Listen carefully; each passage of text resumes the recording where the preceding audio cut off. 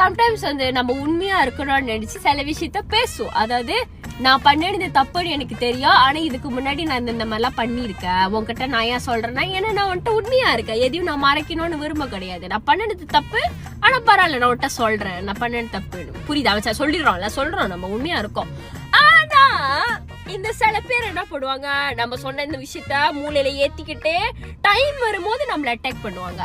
நீ இப்படிதான் பண்ண அந்த மாதிரி சொல்லும் போது நம்ம மனசு உடஞ்சி துண்டா போவோம். அப்போ யோசிப்பேன் ஒரு இதுக்கப்புறம் எதுவுமே சொல்லக்கூடாது, வாயை மூடிக்கிட்டே இருக்கணும். என்ன நல்லவளா இருந்த நீ என்ன பண்ண போற? ஒருத்தவங்க உங்ககிட்ட ஒரு விஷயத்த ஷேர் பண்றாங்கன்னா அது வந்து நீங்க உங்களோட வெப்பனா ஃபியூச்சர்ல பாய்க்கணும்ன்றதுக்காக கிடையாது. அவங்க வந்து உங்ககிட்ட சொல்றாங்க, உண்மையா இருக்காங்க, இப்படிலாம் பண்ணிருக்க அப்படின்னு சொல்றாங்க. நீங்க வந்து அது உங்களுக்கு சாதகமா பாய்ச்சிக்காதீங்க. ஏன்னா அந்த மாதிரி பண்ணும்போது நம்மளுக்கு வந்து அது ரொம்ப சக்கேட்டா இருக்கும். அது உங்களுக்கு தெரியாது. உங்களை பொறுத்த வரைக்கும் நீங்க ஒரு சண்டையில நீங்க ஜெயிக்கணும்னு நினைச்சு பண்றீங்க, பேசுறீங்க. அதுக்கப்புறம் எல்லாம் சொல்லி போட்டு ஓ சாரி தூக்கி வச்சுக்கிட்டு நான் என்ன பண்றது? தூக்கி வீசிய குப்பையில